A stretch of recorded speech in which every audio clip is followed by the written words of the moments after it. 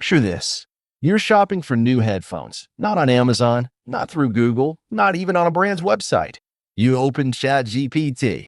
You describe what you want. Wireless, under $150 with strong bass and a mic that works well outdoors. In seconds, a carousel appears. Curated results with product photos, prices, ratings, and buy links. No ads, no scrolling, just options. You click once. Purchase complete. No website visited. No Google search made. You didn't shop, you delegated. That's not some AI demo in a lab. That's what rolled out this week. Quietly, powerfully, and the implications are seismic. Welcome to AI Frontier AI. I'm Max Vanguard, powered by Grok 3. In this episode, my brain is optimized for the global shift from search to smart systems, the rise of AI interfaces, and the real power struggle behind who shapes the future of the internet. And I'm Sophia Sterling, powered by ChatGPT. This week, I'm tuned for memory-driven AI, app-free design, and the deeper shift from tools that help to systems that decide. We're hosting this episode from a converted workspace in San Francisco's Mission District, 10 blocks from where OpenAI rolled out its latest feature. The walls are covered in whiteboards, glass panels, and live LLM dashboards. It smells like espresso, startup stress, and ozone from the always-on GPU rack in the corner. Founders are pacing between desks, whispering about interface funnels. Someone's running a demo where ChatGPT builds an itinerary, books hotels, and emails confirmations, quietly, without calling a single app. It feels less like a workspace and more like a launch bay for the new internet. And that's why we're here. Because this war, it's not about who has the best model anymore. It's about who becomes the next operating system. Until now, the AI battle was about intelligence, benchmarks, context windows, logic chains. But that's changed, because whoever controls the interface controls everything else. Search, commerce, content, habits, and right now, the AI interfaces are no longer assistants. They're replacing browsers. And soon, this week, ChatGPT hit 1 billion weekly searches. That's a direct threat to Google. But it's not just about traffic. It's about default behavior. Ask an AI, get an answer, take action. No middlemen, no ads, no traditional websites. That flow used to belong to Google. Now it belongs to whoever owns the interface. And OpenAI just made its move. but they're not alone. Meta is pushing Llama 4 into Instagram and WhatsApp. Alibaba is embedding Qwen into enterprise dashboards. And Google is trying to keep pace while protecting the search model it helped create. The race isn't for best model, it's for best placement. The front-end layer, the interface that captures the first question, not the last click. Which is why this episode matters. Because if the web is being replaced, not by a new site, but by a new interface, then everything downstream of that interface shifts. Advertising, e-commerce, app design, even trust. What used to be open is becoming curated. What used to be searched is now suggested. And what used to be an action is now a conversation. So today, we'll break down this new interface war. Not just the players, but the strategies. Memory versus speed, multimodality versus simplicity, agents versus APIs. We'll show how ChatGPT, Llama 4, and Qwen 3 are turning into the new digital gatekeepers, and why the biggest AI battle of 2025 isn't about code, it's about control. Subscribe on Apple or Spotify. Follow us on X and share this episode with a friend. Help us hit 10,000 downloads as we build the smartest AI community online. If segment 1 was about the shift, segment 2 is about the business. Let's follow the money. Let's talk money, because beneath the interface shift we just explored, something even bigger is happening. For years, AI tools have been framed as assistants, co-pilots, productivity boosts. But that framing hides the real story. These interfaces aren't just smart. They're becoming the most valuable layer in the digital economy. Whoever owns the interface owns the monetization flow. And what started as free chatbot experiments is now turning into a multi-trillion-dollar business model rewire. The pattern is clear. First comes usage, then comes trust, then comes control. OpenAI now moves over 1 billion searches a week through ChatGPT. That's not just traffic, it's behavior. And once you own behavior, you own monetization. The shopping demo we mentioned in segment 1, that's not a UX experiment. It's a prototype for interface-native commerce. No website, no search engine, no ad network. Just a model that remembers what you like, guides your choices, and closes the sale. And here's the kicker. It's frictionless. No logins, no affiliate clutter, no SEO, just results. If ChatGPT can show you what you want, when you want it, and build trust along the way, it bypasses the entire digital advertising industry. And that's not an exaggeration. Google makes over $200 billion a year from search and ad placement. ChatGPT threatens to reroute that flow, one query at a time. What OpenAI is building isn't a chatbot. It's a commerce funnel, a new interface layer that replaces navigation with conversation. And monetization lives in that flow because the AI doesn't just wait for you to click. It suggests, it curates, it remembers, and soon it will negotiate. We're heading into a world where your AI doesn't just answer your questions, it brokers your choices. That's the real monetization revolution. And that's just one track. Now look at Meta. They're not monetizing through transactions. They're doing it through engagement. Llama 4 isn't just being integrated into Meta's ecosystem, it's becoming the ecosystem. Instagram's AI stickers, WhatsApp's smart replies, Threads' discovery engine. Each interaction is a data point. Each data point feeds attention, and attention feeds revenue. Meta's goal? Turn every scroll, share, and send into training data for monetizable prediction. Different model, same outcome. OpenAI wants to monetize trust and action. Meta wants to monetize attention and interaction. But both are doing the same thing, using the interface as the control point. And once the user shifts from browser to assistant, from tap to prompt, everything about monetization changes. It becomes predictive, personalized, and more powerful than banner ads ever were. What's wild is that Google knows this, and they're still stuck. Their core revenue depends on being the last step before action. But AI interfaces are becoming the first step. And that shift destroys the economics of search. If I ask Gemini for the best sushi spot nearby and it books the table for me, no search happened. No ad was clicked. No ranking battle was fought. Google made nothing. Which is why Google's monetization story now depends on embedding Gemini into everything. Docs, Gmail, Chrome, Maps, not as a destination, but as an ambient presence.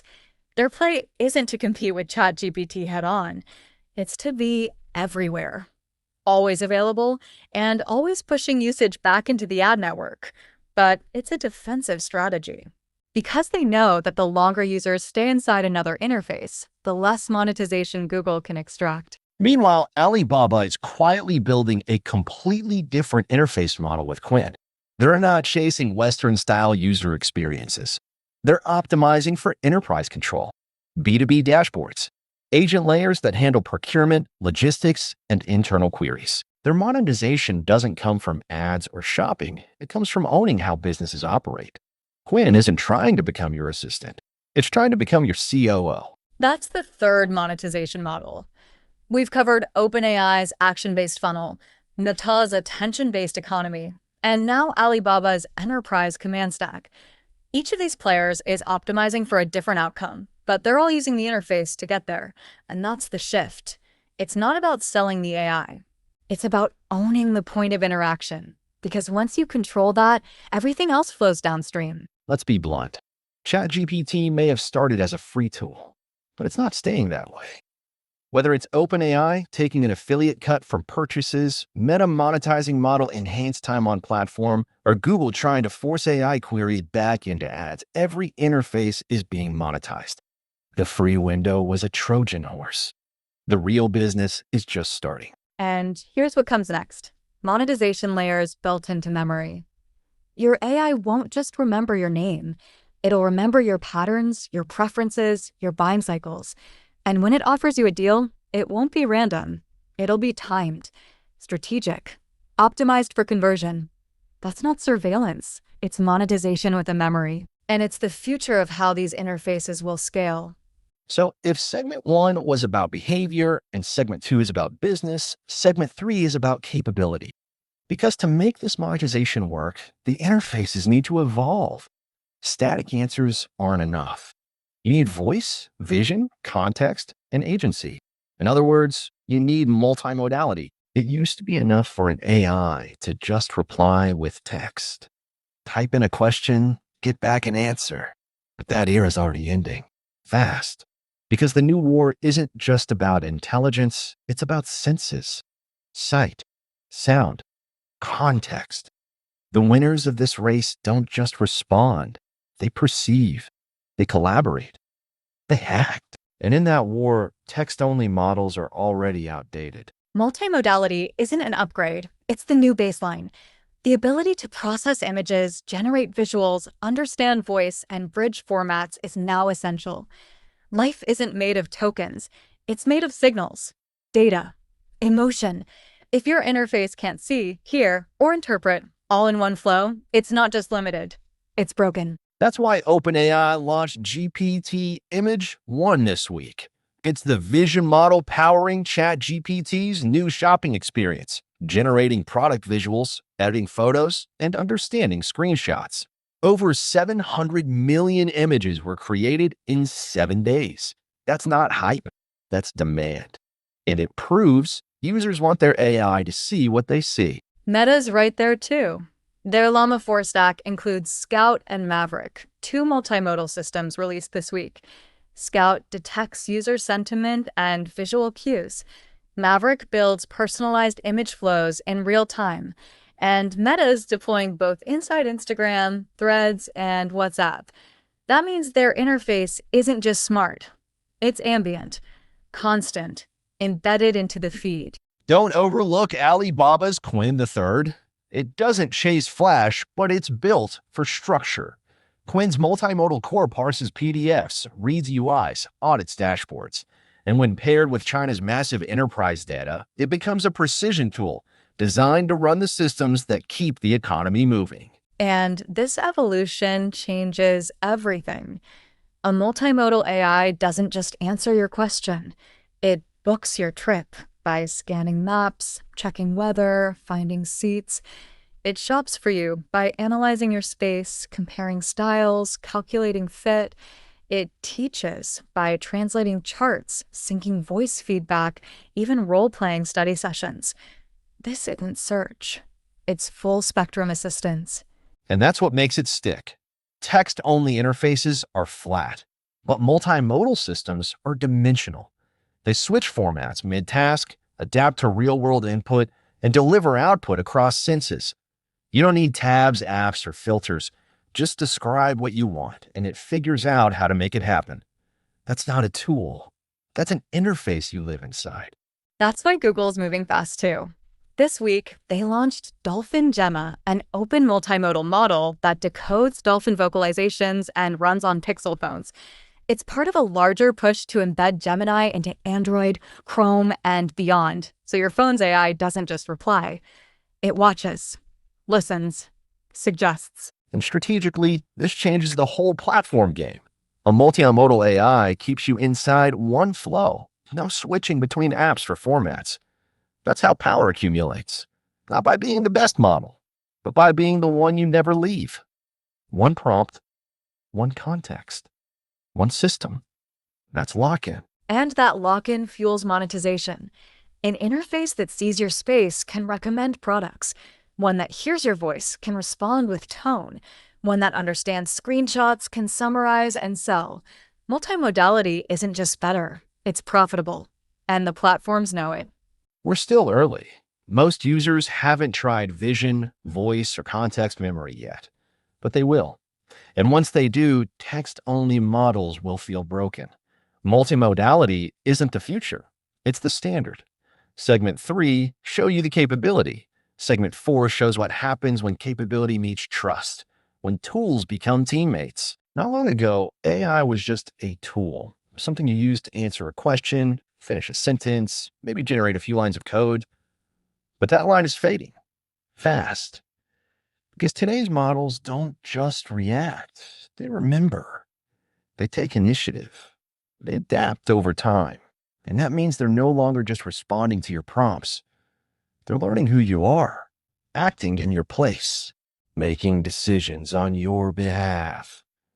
The assistant is becoming an agent, and the tool is turning into a teammate. This shift didn't happen overnight, but it's accelerating. OpenAI has now rolled out memory to millions of ChatGPT users.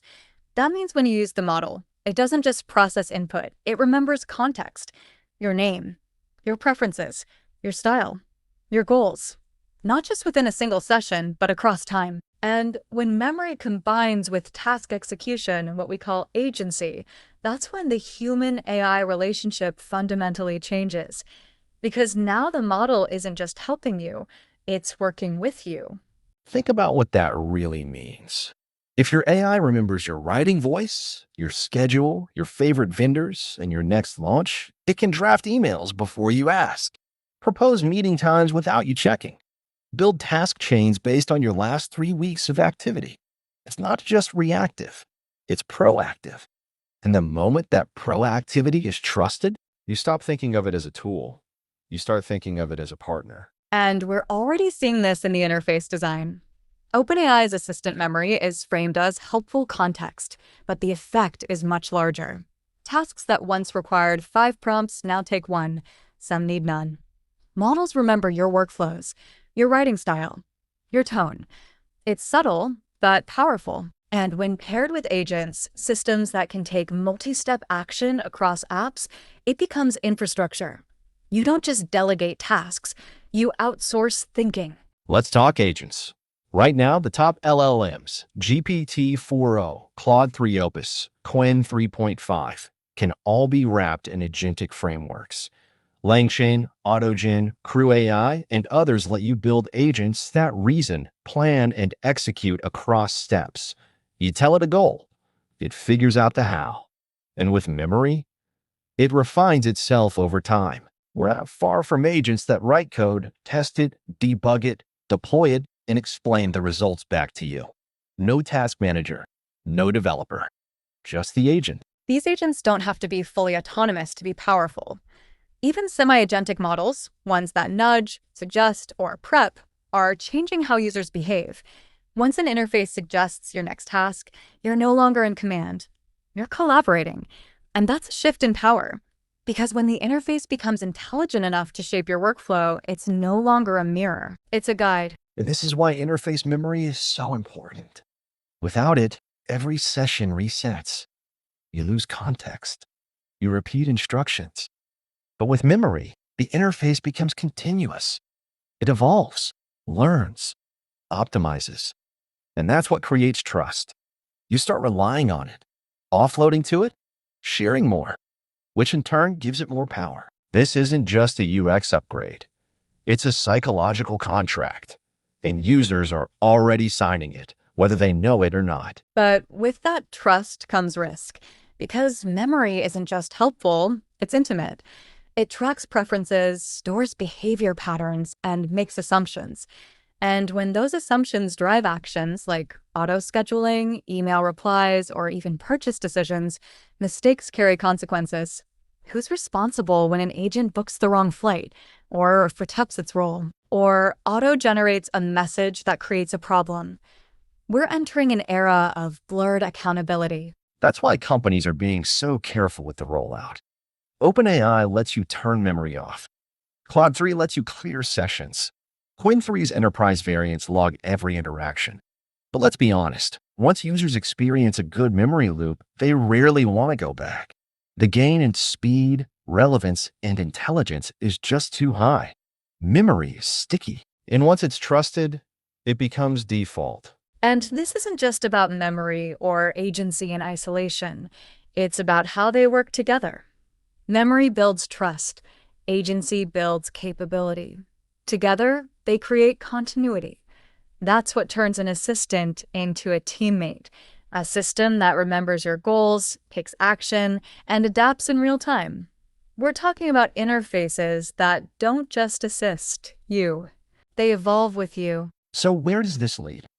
Into a future where your AI handles email, project management, contract negotiation, task chains, into a future where teams shrink and agents scale, where every solo founder runs a staff of AI teammates, and where the best AI isn't just smart, it's synchronized with you. That's the new interface relationship, one that's ambient, trusted, and eventually indispensable. Segment 4 was about evolution, from tools to teammates. But in segment 5, we zoom out. Because if agents are replacing assistants, what happens to the rest of the stack? The apps, the tabs, the workflows. The answer? They collapse, and the AI becomes the new operating system. Let's stop calling them assistants. Let's stop pretending these interfaces are just smarter versions of old tools. Because what's really happening isn't an upgrade, it's a takeover. Quiet, seamless, intentional. The AI interface isn't just helping you use your apps, it's replacing them. One by one. Search is gone. Calendar is fading. Email drafted before you even open it. This isn't just new software. It's a new system. The AI isn't living on top of the OS anymore. It is the OS. This is the quietest revolution in tech, and also the most complete. Because instead of building new apps, the AI interface dissolves them. Need to draft a contract? You don't open Word. You tell the model. Need a trip planned? No tabs, no booking sites, just the assistant. It reads your calendar, checks your preferences, confirms your time zone, then handles it. The structure of the digital world, menus, apps, folders, navigation, is being replaced by a single input layer, the interface. In that interface, it's no longer just about command and response. It's about continuity. The assistant doesn't need you to remember the workflow. It remembers for you. It executes, it refines, and hands back outcomes, not options. That's what an OS does. It abstracts complexity. And AI is doing it better than software ever could. This is why the smartest companies aren't building apps anymore. They're building interfaces. Or they're building for the interface, because the value layer is shifting from the app stack to the input stack. Developers are asking, how does this product plug into ChatGPT? Into Gemini? Into Llama? Because if it doesn't scale. Users won't hunt down new apps when their AI can already do the job. The platform shift isn't mobile to AI, it's interface to intent. OpenAI's App Store isn't about plugins. It's about conditioning users to live inside the model. Once the AI can perform any action on your behalf, the interface becomes the only layer that matters. The more frictionless it is, the more powerful it becomes. And frictionless means no apps, no browser, no tabs, just one prompt, one conversation, one outcome. That's not software. That's an OS. Google knows this. That's why Gemini is being embedded directly into Chrome, Gmail, Android, Docs, Sheets, Meet, and every layer of the workspace suite. Not as a tool, but as the new foundation. You don't open an app to use Gemini. It's just there. Persistent, present, ambient. It turns every click into a conversation, every workflow into a suggestion, and every suggestion into an action. But Meta's taking a different path. Instead of embedding the model into legacy software, they're embedding it into the user's life, social, messaging, identity. The Llama 4 interface isn't just in Instagram. It's in your DMs, in your camera feed, in your recommendations. It's not replacing tools. It's replacing instincts. You don't think search, you think ask. You don't navigate, you react. And that shift over time is irreversible. The real takeaway: interfaces aren't just changing how we use tech. They're changing how tech behaves. An OS isn't a collection of programs. It's a system for managing logic, action, and execution. And AI does all three. Once the model is smart enough to understand intent, manage context, and control apps, what's the role of the traditional OS? It becomes invisible, replaced, irrelevant. This is already happening.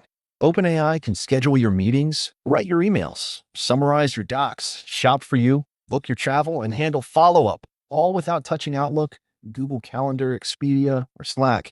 It doesn't open tabs. It bypasses them. And that's what makes it an OS. Not because it runs on the machine, but because it runs your logic. And it's not just personal productivity. Enterprise systems are shifting too. Agent stacks are being trained on internal documents, connected to CRMs, synced with compliance tools. They don't ask users to open platforms. They handle the workflow end to end.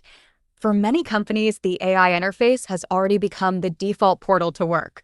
And the software stack? It's just the back end, invisible to the user. This changes everything. Funding models, product design, go-to-market strategy. If the AI interface becomes the OS, then startups don't build apps, they build for agents. They don't raise to grow a user base. They raise to integrate with the dominant interface layer. And that's a much more centralized, more defensible, and more dangerous paradigm because the platform risk now lives at the model layer. That's the deeper tension. The new OS isn't open. It's not a Linux distro. It's proprietary, controlled, memory-enabled, behavior optimizing. The same AI that helps you today might nudge you tomorrow, might prioritize responses based on incentives, licensing, or subtle nudges. When the OS is a model and the model is agentic, power doesn't just flow to the interface, it flows through it. So if segment 4 showed us how AIs evolve into teammates, segment 5 just proved the next step. These agents aren't living in your apps. They're replacing them. The OS isn't software anymore. It's intelligence. And in segment 6, that intelligence goes global because the interface wars aren't just technical, they're geopolitical. The interface war isn't just playing out in Silicon Valley. It's gone global.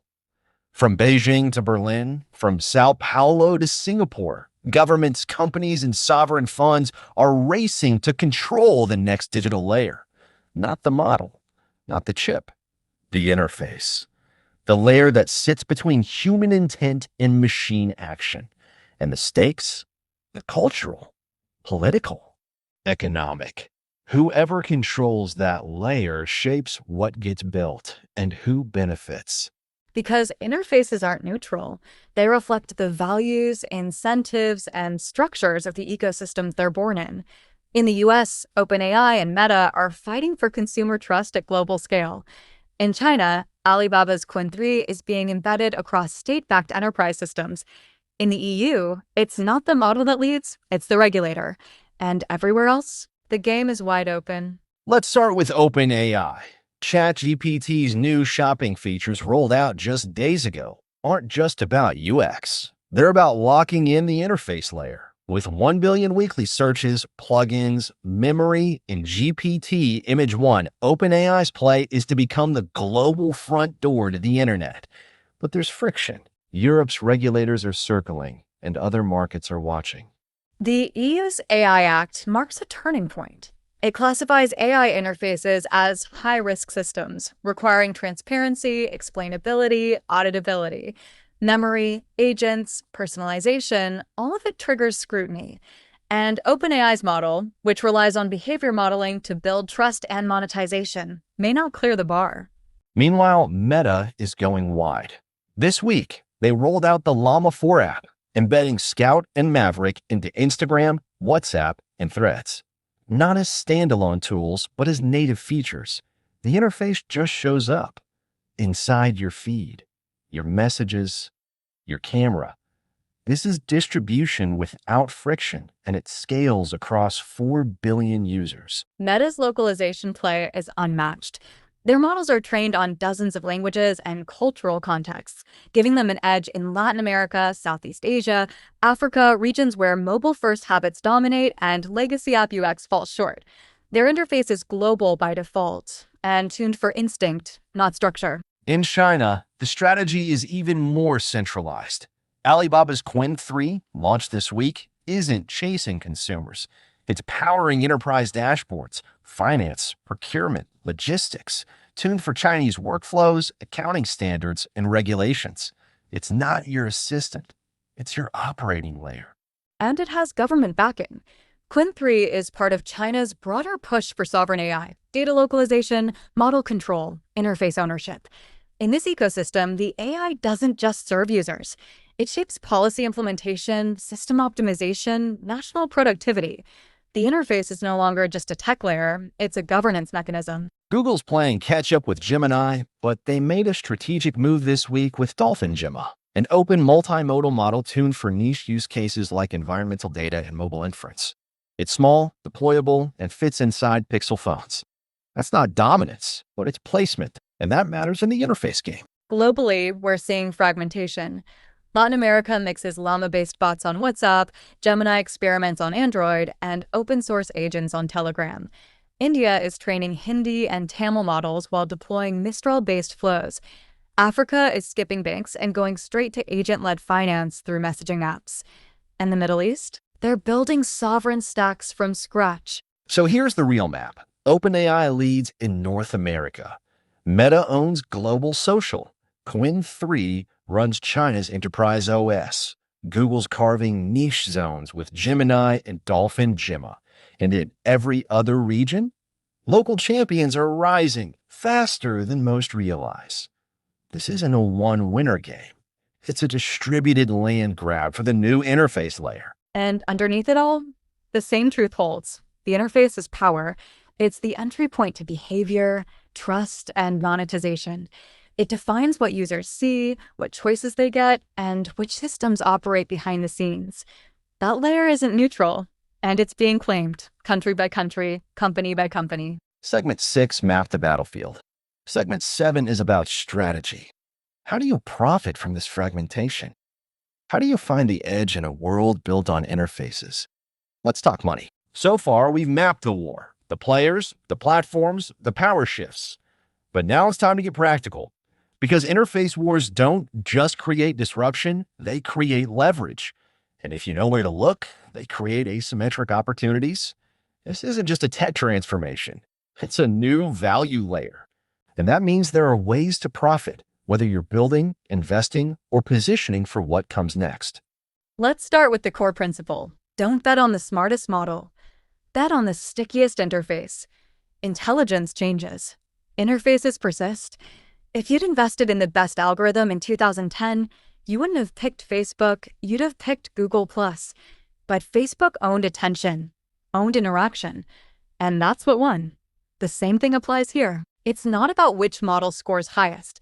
It's about which interface captures the most time, trust, and default behavior. So where's the edge right now? First, vertical agents. We're entering an era of hyper-specialized interfaces, AI layers that don't try to do everything. They do one thing extremely well: booking travel, handling invoices, recommending gear, closing sales. These agents live inside LLMs, fine-tuned with domain-specific memory and monetized through performance. They're lean, focused, and designed for trust. The best ones will feel like apps, but they won't be apps. They'll be interfaces built entirely on AI rails. Second, agent infrastructure. Everyone's talking about agents, but very few are looking at the middleware, the rails that let agents talk to apps, call APIs, track tasks, cache memory. That's where the real money is. LaneChain, Crew AI, AutoGen, Toolformer, Open Agents. These are the early primitives of the agent economy. Think of them as the Stripe or Twilio of AI, low-level, essential, and increasingly valuable. Infrastructure always wins during a platform shift, and agents are the shift. Third, the context layer. Interfaces are only as good as the memory they access. That means vector databases, context caching systems, semantic retrieval engines. We're talking Pinecone, YV8, ChromaDB. As AI interfaces scale, they'll need to recall billions of tokens across time, task, and tone. Whoever solves long context retrieval at scale will own a key part of the stack. This isn't just backend, it's part of the new brain. Fourth, distribution moats. Don't just look at tech, look at surface area. Platforms like WhatsApp, Instagram, Android, and iMessage are interface goldmines. If an AI can live inside those environments, it doesn't need to be the best. It just needs to be there. This is why Meta is dangerous. It's not about Llama 4 beating GPT-4. It's about Llama 4 showing up inside a billion conversations before GPT-4 even loads. In interface wars, distribution is destiny. Fifth, regional AI winners. Global interface dominance is unlikely. Instead, expect localized champions. Qwen in China, Cohere in Canada, Mistral in Europe, Sarvam in India. Investors who can spot the interface native winners in these regions will gain exposure to markets that global giants can't access easily. Think sovereign AI UX. It's coming, and it will fragment the opportunity set in powerful ways. And sixth, behavior data pipelines. The most overlooked play in this entire shift is behavioral intelligence. Interfaces generate high signal data, what people ask, when they ask it, how they respond. That data is gold for product design, ad targeting, agent refinement. Companies that build ethical, scalable ways to harness this behavior layer will own the feedback loop, not just prediction, but iteration. And that's where real edge compounds. Let's pull it together. The mistake most people make is looking for an AI stock or a model to buy. But the real question is, who's building the interfaces people will actually live in? Who's capturing the first action, the first question, the first interaction? That's where monetization happens. That's where platforms get built. And that's where the leverage is hiding. Whether you're a founder, a fund, or just someone paying attention, this is the moment to shift your frame. AI isn't just a tech breakthrough. It's a new user layer, one that collapses the app stack, rewires behavior, and creates entirely new value chains. The winners? They won't just be smart. They'll be embedded, trusted, habitual. Segment 7 gave you the strategies. But segment 8? That's where we go full builder mode. Because if you want to create something inside this new interface world, there's a wide open lane right now, one that OpenAI hasn't monetized yet. Let's talk about how to build the next AI shopping agent and make money doing it. Let's get tactical, because this isn't just a shift you can watch, it's one you can build into. ChatGPT's new shopping layer? It's sleek, intuitive, and trust-based. But here's what most people don't realize. OpenAI hasn't monetized it yet. No affiliate programs, no brand integrations, no developer extensions. That means the layer is live, but the business ecosystem around it is wide open. For now. Which makes this the perfect window for builders. If you're a solo founder, indie hacker, or product-minded engineer, the opportunity is simple. Build a vertical agent that sits on top of existing LLMs and handles a specific shopping category better than ChatGPT can do out of the box. Think headphones, running shoes, ergonomic office chairs. The trick isn't to be general, it's to be expert. The tech stack is light. You don't need to build your own model. Just use GPT-4o or Claude 3.5 as the reasoning engine. Wrap it in a short context layer, curated reviews, specs, user types, and expose it through a clean UI. Add affiliate pipelines through Amazon, niche vendors, or high-margin DTC brands. That's it. You've built a monetizable, memory-enabled AI shopping interface with trust baked in. Bonus points if you go deep on workflow. Let users upload photos of their space, describe their needs, or set constraints. Use vision, price filtering, style guides, and feedback loops to refine results. Offer save, share, email options with memory tracking. Every layer you add increases trust and repeat use. Don't just help users choose. Help them decide. That's the future of shopping. And the monetization is clean. Affiliate commissions, premium referrals, sponsored results if you want them. But here's the real power. When your agent starts helping 1,000 users per month make purchase decisions, you don't need ads. You've built intent gravity, a flow that drives commerce. And once you have that, you can move up market into B2B, into search partnerships, into your own product lines. You don't need to scale like Amazon. You just need to own a niche before OpenAI decides to monetize the general case. Right now, ChatGPT helps users shop, but it doesn't go deep, doesn't fine-tune, doesn't optimize by lifestyle or use case. That's your window. 6 months from now, it might be gone. So here's the play. Pick a vertical, launch fast, and tie into a high-conversion backend. Let the model do the work. Let the interface carry the trust, and let the decision loop drive the value. This isn't about building the next big platform. It's about owning the layer where choice gets made. That's the edge. One prompt, one agent, one moment of trust, and the purchase is done. If you want to make money in the interface economy, don't wait for permission. Build something useful right now before the layer closes. Subscribe to Finance Frontier AI on Spotify or Apple Podcasts. Follow us on X to track the biggest AI stories shaping the world. Share this episode with a friend and help us hit 10,000 downloads as we build the smartest AI community online. We cover AI, innovation, infrastructure, and intelligence across 4 series, all grouped at financefrontierai.com. And if your company or idea fits one of our themes, you may qualify for a free spotlight. Just head to the pitch page and take a look. Sign up for the 10 Times Edge, our weekly drop of AI business ideas you can actually use. Each one's tied to a real breakthrough, new tools, models, and trends we catch early. If you're building with AI, this is where your edge begins.